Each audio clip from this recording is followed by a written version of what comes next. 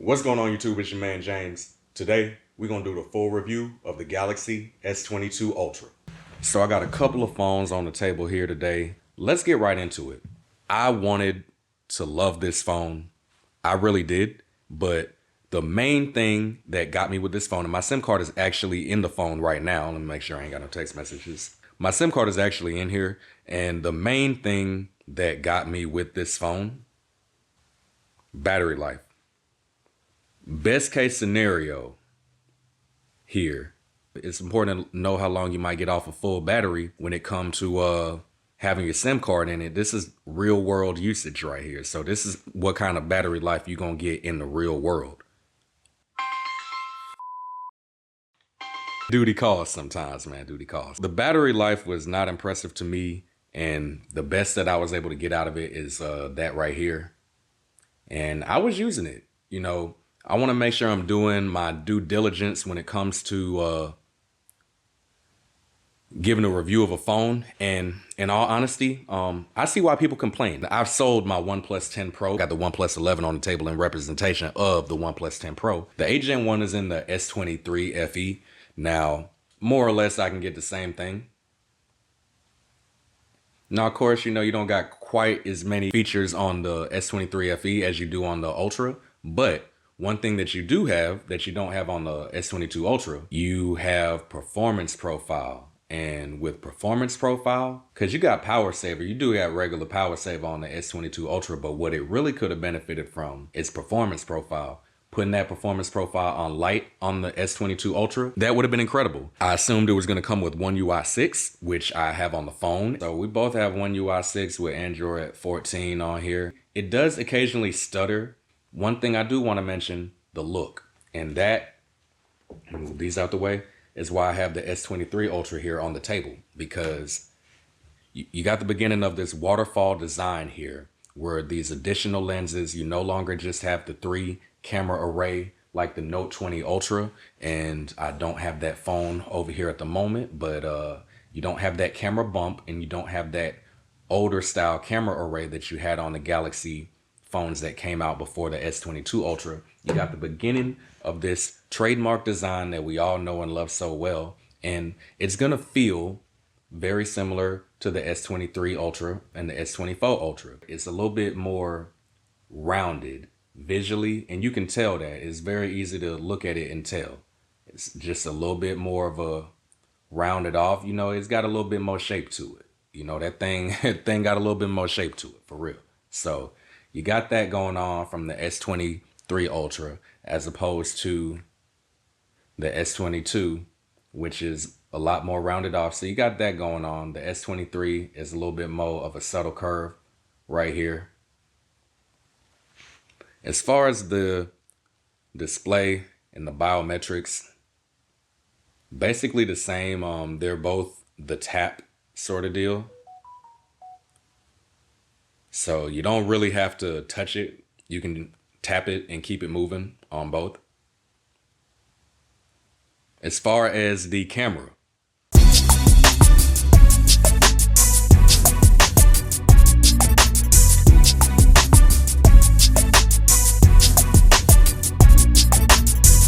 slide through these hood ass apartments.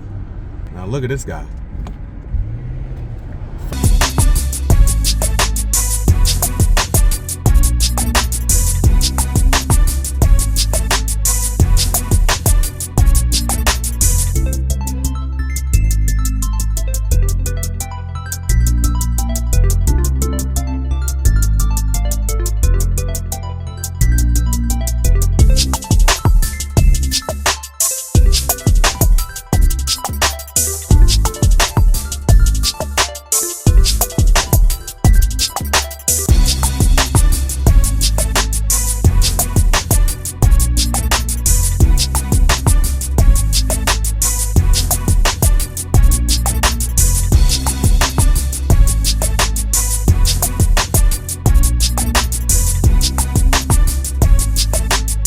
Pretty much the same specifications that you get in the S21 Ultra camera. If I was coming from a Note 20 Ultra, I would say this was a big upgrade, but we pretty much have had the array for a while. Now, one thing is you can't switch lenses when you're filming, just like on the S23 Ultra. So once you film, you're locked in there, but you've got pro mode. You got all your traditional Galaxy stuff, portrait video, and food and all of that. Now, the reason I don't have it set up the way I do my other Galaxy phones on the setup is I am, like I mentioned in the unboxing video, this is going to Samsung. So I'm actually trading this in. This is what I used to get the S24 Ultra. It ain't quite as good as the S23 and the S24 Ultra, of course, but it's significantly better than the Note 20 Ultra. And I think it's, of course, it's definitely better than something like the OnePlus 10 Pro, which it competed with. Now I got the OnePlus 11 right here, but the S22 Ultra was the top dog in 2022. And you can tell it feels like a phone that was the top dog. You got the S Pen.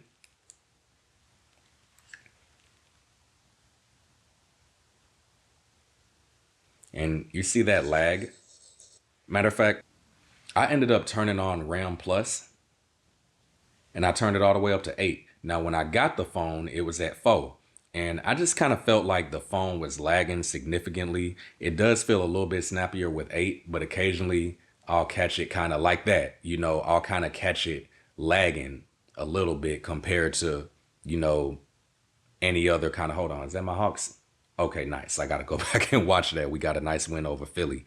But, the one thing I will say is the build quality feels very premium. It's what we know and love. Had this had the 8 Plus Gen 1, this would have been an incredible phone. But the heat that I noticed from the phone in particular comes from this area here, similar to some of the heat that I felt from the S24 Ultra, but it also runs along the frame of the phone for me on these outside edges right here.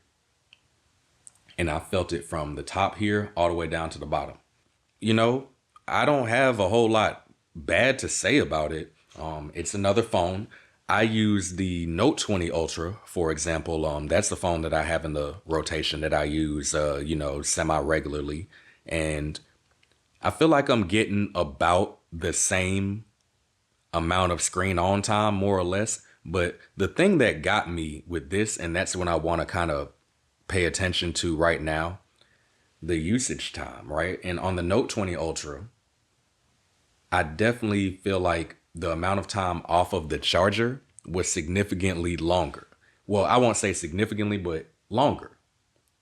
And I'm not doing anything crazy here. General, usage. I'm not doing anything intense. And we'll notice before I put the SIM card in it, it was doing fantastic. When it's just sitting there doing nothing, it's doing okay. But overall, the battery life definitely left a little bit of room for improvement. And that's one thing that kind of held me back from holding on to this. We'll get the sound test going. Start with the S22 Ultra right here.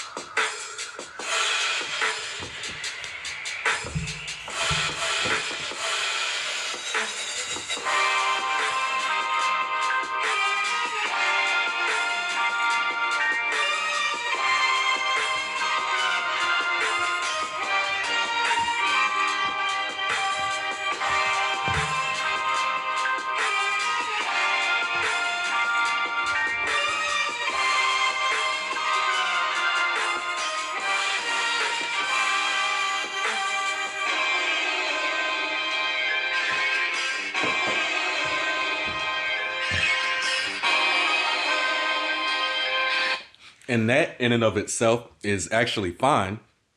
And it only becomes an issue when you listen to something like this.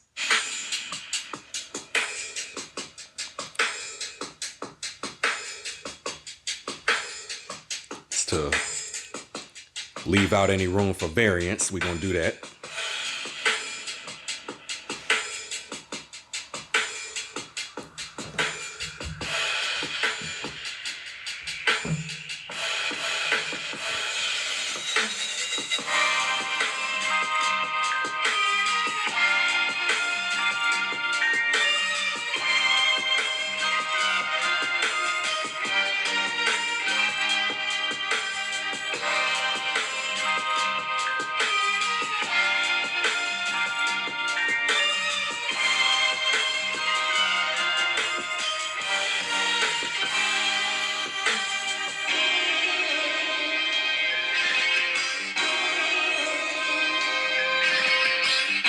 and it's subtle, but when you really listen, it's just more rich and more full on the S23 Ultra.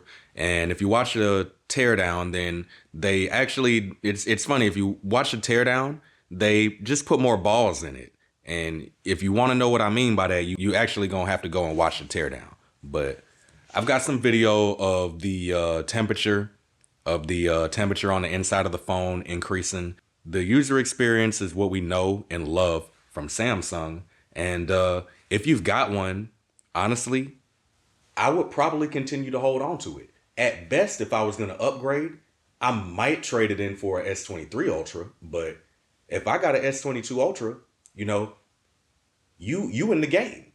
When you get to a certain level of specifications with the hardware, with the cameras, with the processor, with the efficiency, day-to-day usage and things like that, you're not really going to notice a huge difference. I mean, you could very well say the experience from the S22 Ultra to the S24 Ultra is pretty much the same. You're going to get better cameras, better battery, better speakers, better processor, right? Better shots at night, quicker response time. You're going to get these subtle improvements over time that eventually add up after a certain amount of generations removed to where you say, okay, you probably want to upgrade. But that point is probably somewhere between the Note 9 era and the Note 20 Ultra era. With the phone looking exactly like the latest and greatest from Samsung, as well as like last year's latest and greatest, in my opinion, the S23 Ultra is probably the second best phone out,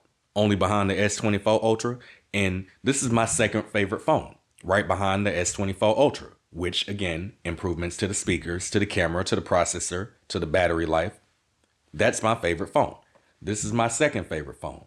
If this was staying in the rotation, this would not be my third favorite phone. And that's only because of the S23 FE, which has the same processor, but check out the form factor, right? Significantly smaller. And this is basically a Galaxy Ultra without the S Pen. And specifically, this is a S22 Ultra without the S Pen, without the two telephoto lenses on the back, right? But what you do get is the same chip. I'm going to do one last thing when it comes to illustrating my point with these phones before I get out of here.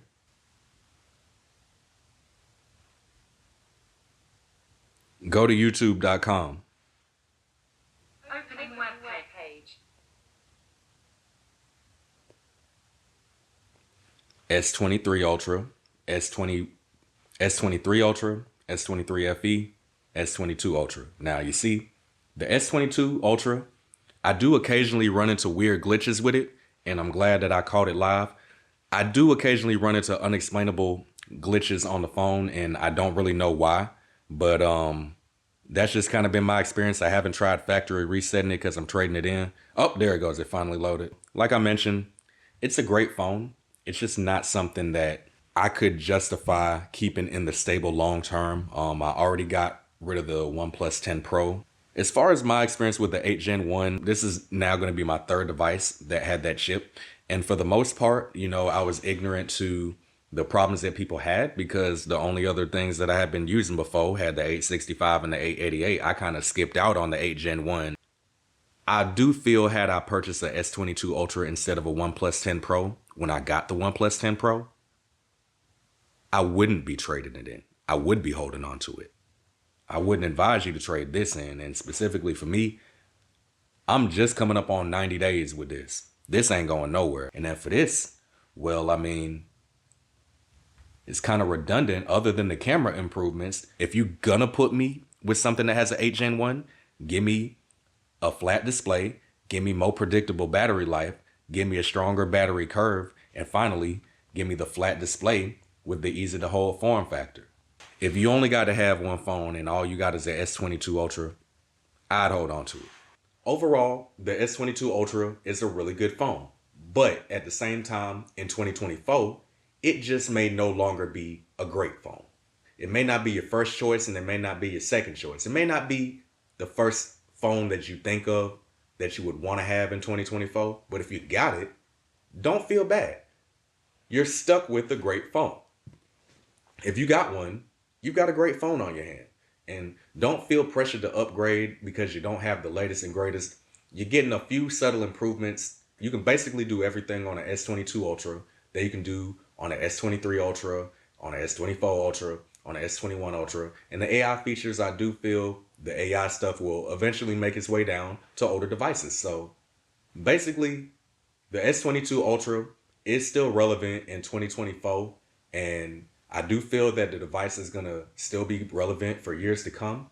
But with the jump from the S22 to the S23, and then the jump from the S23 to the S24, it's still gonna continue to be an adequate device for years to come. And I do think on the secondhand market, on the used market, on the open box market, you're gonna continue to find value there. These phones, you can find them for between 400 and 600 in varying condition online on eBay all day, every day. And that's a great value, especially when you consider dropping 1,300 bucks, 1,500 bucks, 1,800 bucks on a brand new phone. But anyway, I appreciate y'all rocking with me today, man. I'll catch y'all on the next video. Later. Spitting fire, boy, that's still blazing. Getting higher in the haze, it's amazing. I'm rolling like a tire upon the pavement, boy.